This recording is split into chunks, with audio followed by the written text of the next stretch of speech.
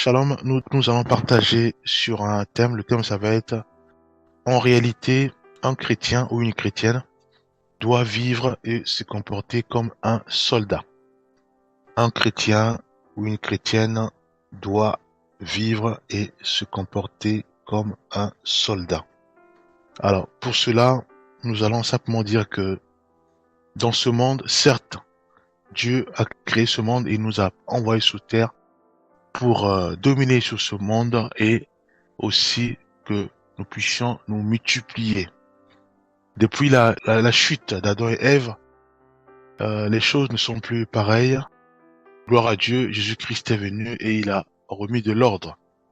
Alors, sachant que sur ce monde appartient au diable Satan, puisque la Bible dit que le prince de ce monde arrive, il n'a rien en moi, c'est Jésus-Christ qui dit cela, et nous savons que le prince de ce monde, c'est le diable Satan et ses démons.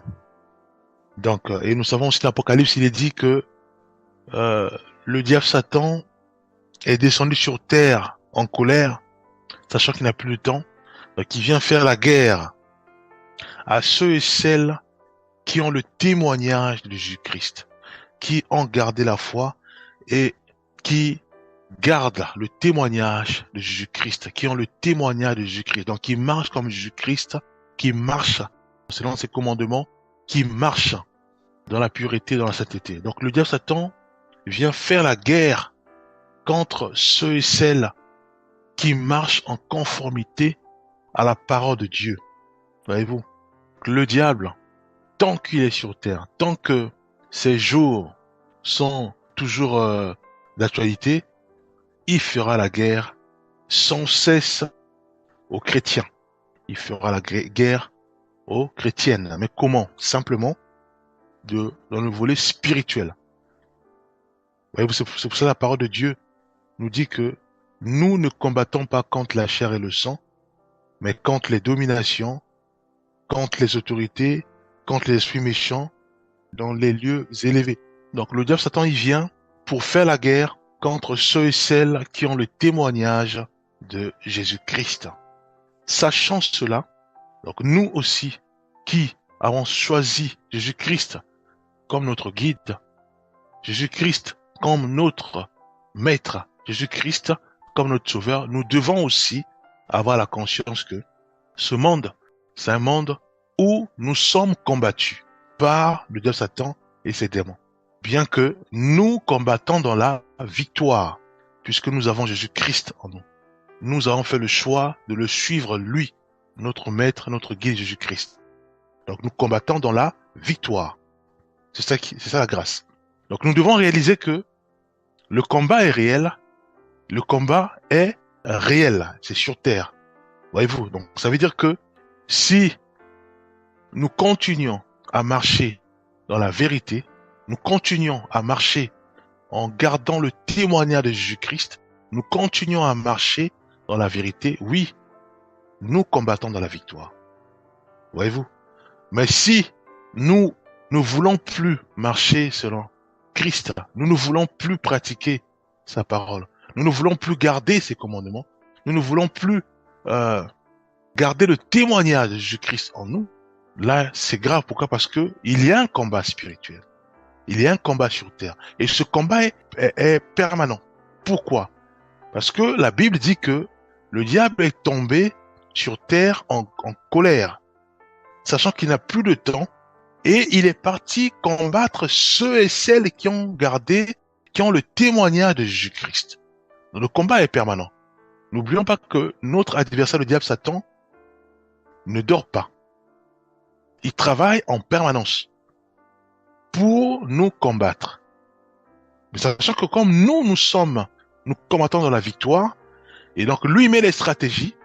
C'est pour ça que la Bible dit que il rôde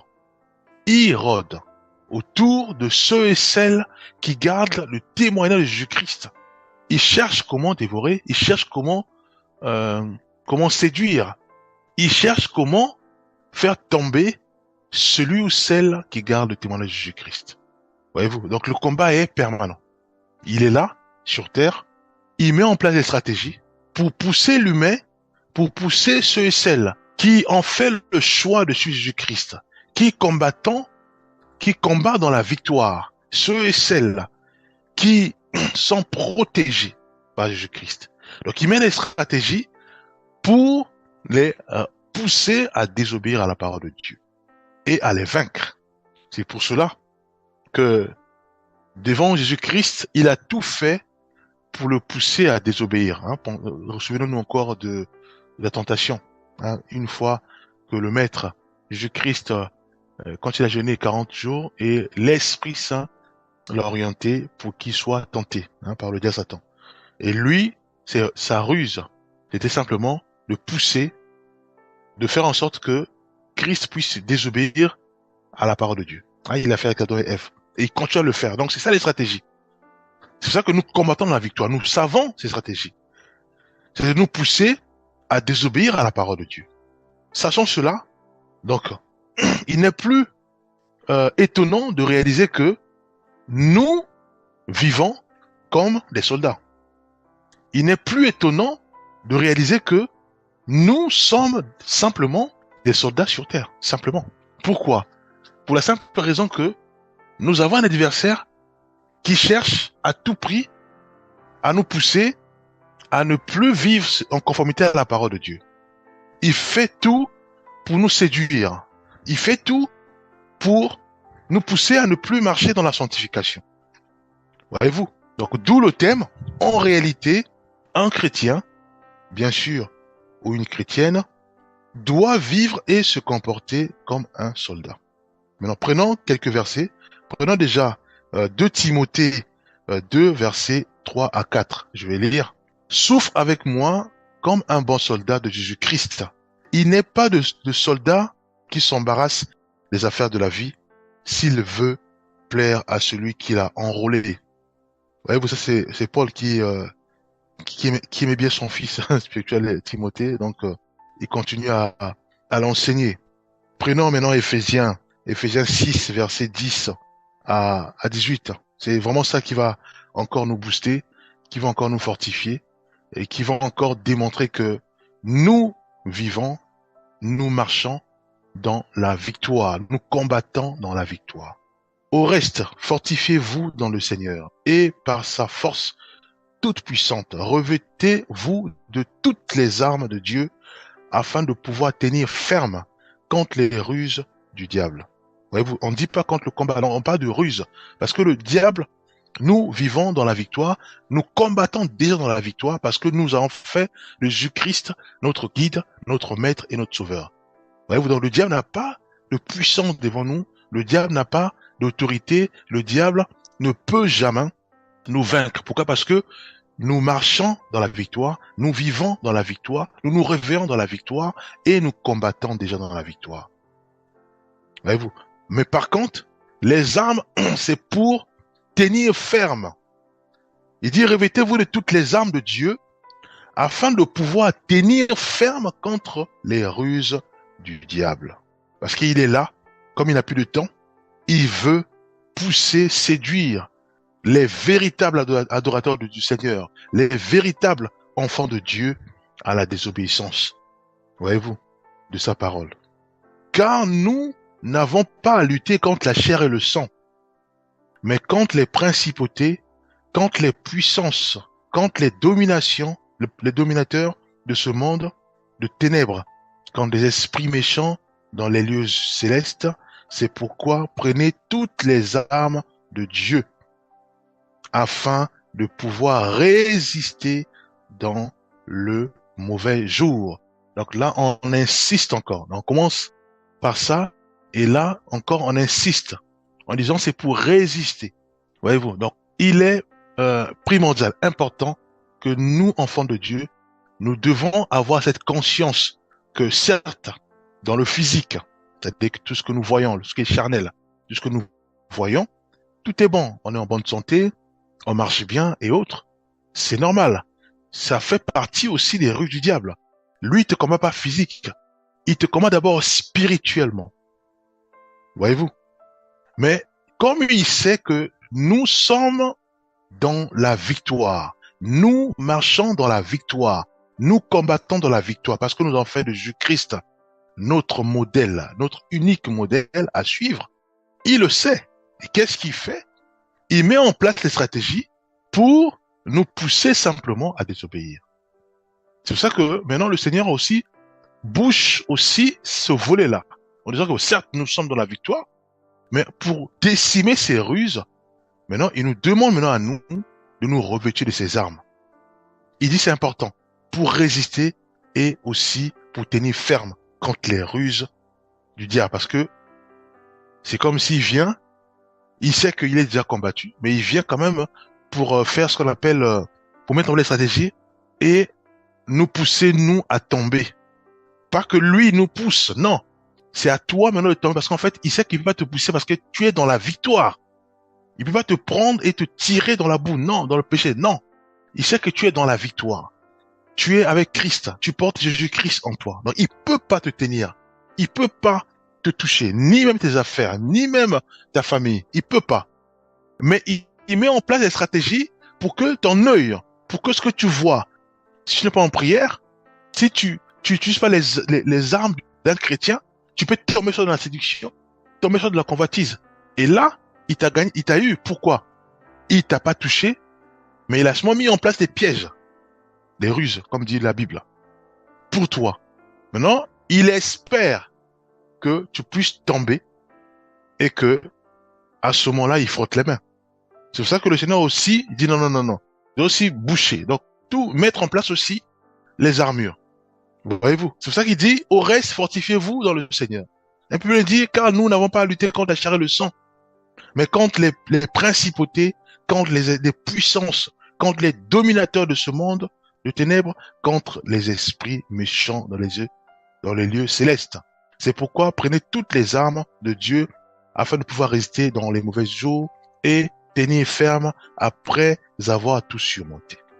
Maintenant, on va citer cela. Tenez donc ferme, ayez à vos reins la vérité pour ceinture. Donc nous devons avoir la vérité, marcher dans la vérité. Voyez-vous? Il dit la vérité pour ceinture.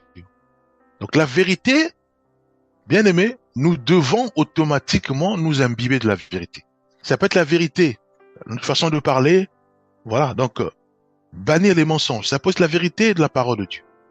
Nous devons avoir la parole de Dieu en nous. Nous devons marcher dans la pureté, dans la vérité. Comme il le sait, qu'est-ce qu'il fait? Il met en place une stratégie pour te pousser à mentir.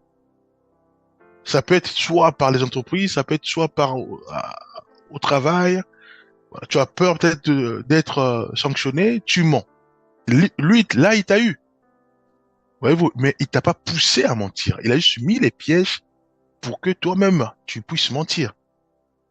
Voyez-vous, sachant qu'il sait très bien que tu vis dans la victoire et tu combats. Tu combats dans la victoire. Il peut pas t'avoir dans le combat parce que tu es avec Jésus-Christ. Mais il met comme des ruses. C'est ça que Dieu nous dit, nous devons avoir pour ceinture la vérité. Bien aimé, c'est ça un soldat. Nous devons avoir pour ceinture la vérité. Et que Dieu nous aide vraiment à marcher en ayant cette conscience que nous sommes des soldats sur terre. Nous sommes des soldats sur terre. Voyez-vous, nous devons réaliser que un chrétien vit comme un soldat sur terre. Parce que le malin, le diable Satan, rôde. Il est là, il rôde dans le plan spirituel. Il rôde pour simplement pour nous pousser à désobéir à la parole de Dieu. C'est ce qu'il fait. Pourquoi il le fait? Simplement, il veut nous pousser à désobéir à la parole de Dieu. C'est comme un sorcier. Lui, il est là, il fait que du mal. Pourquoi il le fait? Mais il aime le mal. Voyez-vous? Dieu nous met en garde. Il nous demande maintenant à nous d'avoir pour ceinture la vérité. Bien aimé, nous devons prendre cela au sérieux. Voyez-vous? Mais continuons. Il dit, ayez à vos reins la vérité pour ceinture. Revêtez la cuirasse de la justice. Voyez-vous? Donc nous devons avoir la justice de Dieu, bien aimé. La justice fait appel à la parole de Dieu. La justice fait appel à l'obéissance à la parole de Dieu. La justice fait appel à parler selon la parole de Dieu. À parler en conformité à la parole de Dieu. À jauger ou à prendre une décision selon la parole de Dieu. Voyez-vous? À obéir à la parole de Dieu. à marcher en conformité à la parole de Dieu. Voyez-vous, il dit, mettez pour chaussure à vos pieds le zèle que donne l'évangile de paix. Nous devons véhiculer la paix. La paix, c'est la parole de Dieu. La paix, c'est Dieu lui-même. Alors nous devons, en gros, avoir la paix. Nous devons véhiculer la paix. Voyez-vous, nous devons avoir la justice du Seigneur. Nous devons véhiculer la justice du Seigneur. Nous devons avoir la vérité. Nous devons véhiculer la vérité. Soit à travers nos enseignements, soit à travers nos exhortations. Voyez-vous, mais le diable, par la paix, qu'est-ce qui passe? Il sème là, il sème les guerres, il sème les confusions, il sème, mais il les sème simplement. Il les met en place, c'est des pièges. Voyez-vous? Mais quand nous tombons dans les hostilités, ça peut être des chamailles, ça peut être la colère, mais il nous a eu. Voyez-vous? Il nous a eu. Et là, nous ne marchons plus selon la parole de Dieu. Voyez-vous? Continuons. Il nous dit quoi? Le Seigneur nous dit, prenez par-dessus tous cela le bouclier de la foi. Nous devons avoir ce bouclier de la foi en permanence. La crise économique ou pas, le bouclier doit être là, de la foi. Je crois en Jésus-Christ. Licenciement, je crois en Jésus-Christ. J'ai mon bouclier qui est là. Bien aimé, nous devons avoir ce bouclier en permanence, ce bouclier de la foi. Rien ne marche à la maison. J'ai le bouclier qui est là, de la foi. Bien aimé. Voyez-vous, le bouclier est important pour nous, bien aimé. Nous sommes des soldats. Nous devons avoir notre bouclier. Voyez-vous. Alors, si moi je viens encore me plaindre, soit à un frère ou à une sœur pour dire, voilà, je comprends pas, je sais pas comment faire, je suis abattu, c'est choquant. On m'a volé de l'argent. Mais moi, je te dirais, où est ton bouclier, bien aimé? Où est ton bouclier? Le bouclier de la foi. En disant, Seigneur, il pourvoira. Voyez-vous, où est ton bouclier, bien aimé? Nous devons maintenant commencer à raisonner ainsi. Si on parle et qu'on sent que le bien-aimé, quand il parle, on sent qu'il n'a pas la foi, on dit, frère, va prendre ton bouclier. Prions maintenant, on va prier pour que tu puisses réellement avoir ton bouclier, bien-aimé. Voyez-vous, où est ta ceinture? La ceinture de la vérité. Qu'est-ce que tu as encore fait? Où est ta ceinture? Tu dois avoir ta ceinture de la vérité. Quelle cuirasse? Tu dois avoir la justice en toi. La paix. Où sont tes chaussures, bien-aimé? Voyez-vous? Mais continuons, c'est pas fini. Qu'est-ce qu'il dit? Il dit, le bouclier de la foi, avec lequel vous pourrez éteindre tous les traits enflammés du malin. Donc, il a aussi des flèches enflammées. Tellement qu'il est en colère. Il envoie des flèches enflammées, des tempêtes. Il envoie des flèches enflammées, des vagues, pour te déstabiliser. Voyez-vous, il envoie tout ça. Mais comme déjà nous marchons dans la victoire, nous comptons dans la victoire, maintenant il y a ces ruses-là à décimer aussi. C'est pour ça que nous devons avoir ce bouclier de la foi. C'est pas fini. Maintenant on continue. Il dit, prenez aussi le casque du salut. Nous devons avoir cette conscience que nous sommes sur terre. Nous devons avoir ce casque du salut, qui consiste à dire que nous avons le salut. Parce que nous avons le Saint-Esprit en nous. Nous avons le salut. Donc nous ne devons pas perdre notre salut. Nous devons marcher en ayant conscience que le Seigneur garantit notre salut. Nous devons marcher en gardant le casque du salut en nous, bien-aimés. Et l'épée de l'esprit. Il dit, et l'épée de l'esprit, qui est la parole de Dieu. Voyez-vous? Donc nous devons avoir l'épée, bien-aimés.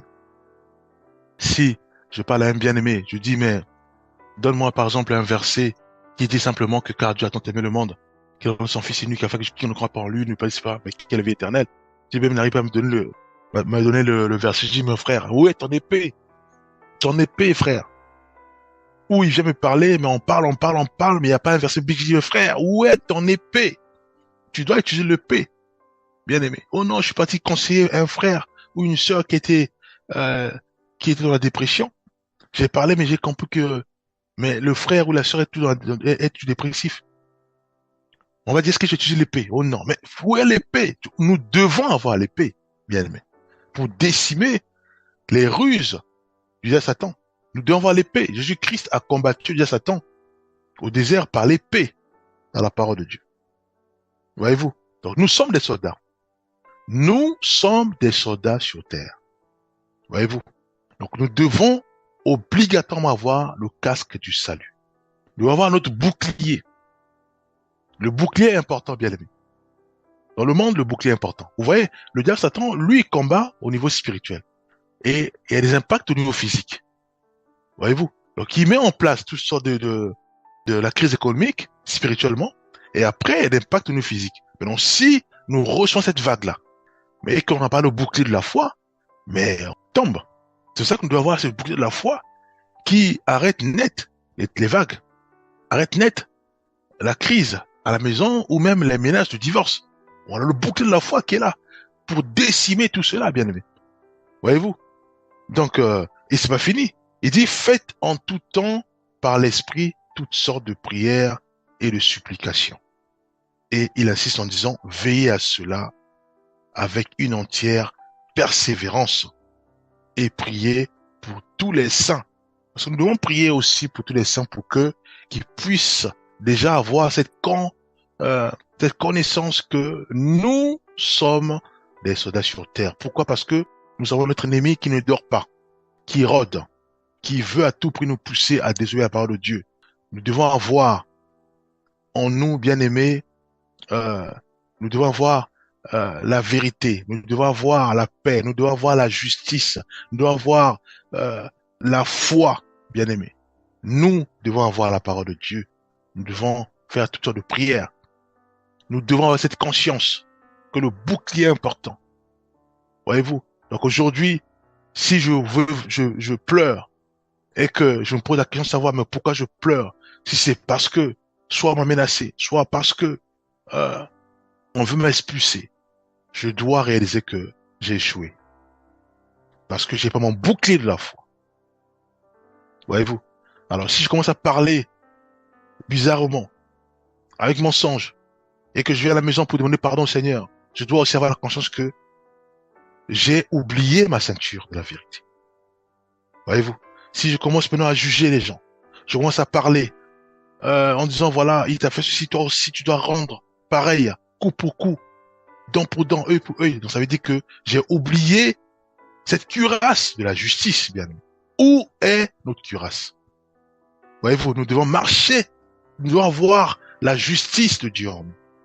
Voyez-vous? Alors si aujourd'hui, bien aimé, je parle 1 heure, 2 heures sans utiliser la parole de Dieu, je conseille les autres sans pourtant m'appuyer sur la parole de Dieu, bien aimé, c'est grave. Je suis un danger parce que j'ai pas l'épée de la parole de Dieu, l'épée de l'esprit.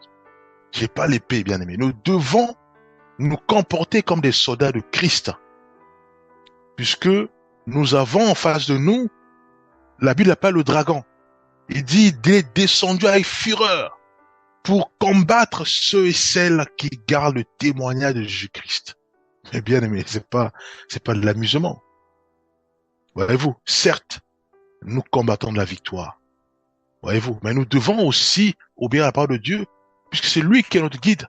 Il nous demande à nous. Certes, nous sommes dans la victoire, nous combattons la victoire. Maintenant, prenons aussi toutes les armes pour tenir ferme et décimer les ruses du diable Satan.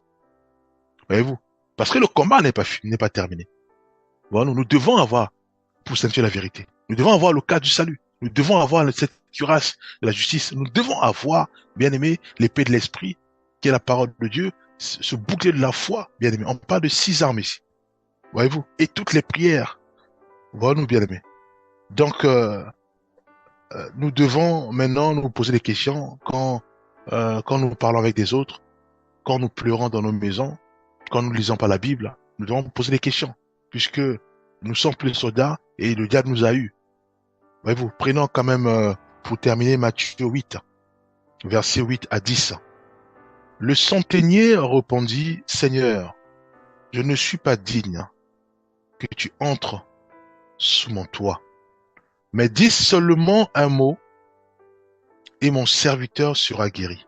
Car moi qui suis soumis à des supérieurs, j'ai des soldats sous mes ordres.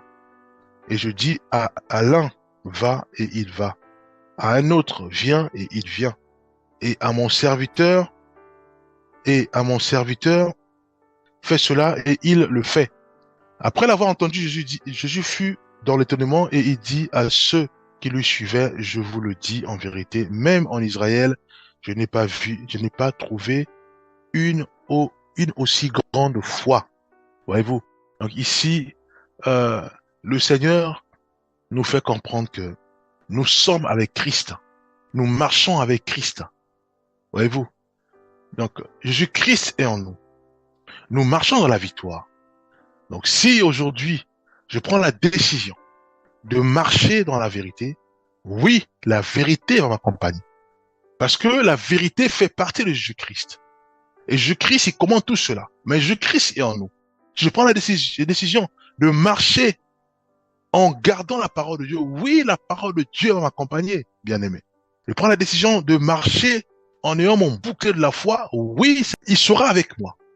Si je prends la décision de prier, je prends la décision d'avoir mon cas du salut, je prends la décision. Tout cela va me suivre. Tout cela sera en moi. Pourquoi? Parce que Christ est en moi et Christ est l'autorité suprême, bien-aimé. Voyez-vous? Donc, nous devons avoir cette conscience que nous marchons avec Jésus-Christ. Dans tout ce que nous voyons sur terre de façon physique, si nous commandons cela de façon spirituelle et nous allons voir simplement que ce que nous voyons comme vague va commencer à se décimer. Pourquoi? Parce que nous avons aussi utilisé le combat spirituel. Nous avons aussi libéré les paroles spirituellement dans la prière en disant Seigneur, je vois les montagnes. Dans le nom de Jésus-Christ, je pulvérise ces montagnes. Mais bien aimé, on va sortir, on n'aura plus les montagnes. C'est pour ça que quand on voit les choses physiques, je vais au travail, il y a des tensions, je mets en place des projets, des blocages. Je sais que ça, c'est au niveau physique. Je dois aussi, moi, aller dans ma chambre, combattre au niveau spirituel et je repars au travail et je vois que ce que je voyais hier, ça n'existe plus. Pourquoi? Parce que j'ai aussi combattu au niveau spirituel et il y a eu l'impact au niveau physique.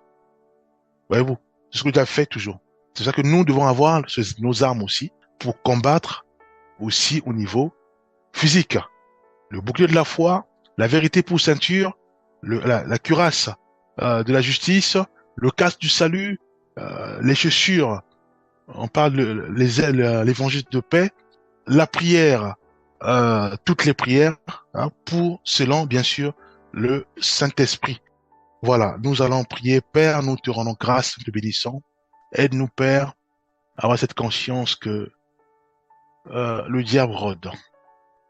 Cette conscience que nous sommes sur terre. Il y a encore un combat, mais nous marchons dans la victoire. Aide-nous, Père, vraiment euh, à acquérir et surtout à garder en nous toutes ces armes, Père Céleste, les armes que toi, tu nous as mis à notre disposition, Père. Aide-nous vraiment à les garder en nous, à les garder en nous en permanence. Nous croyons que tu nous fais ça, tu vas le faire. Nous croyons que tu le feras ainsi selon ta volonté. Au nom de Jésus-Christ, nous avons ainsi prié. Amen.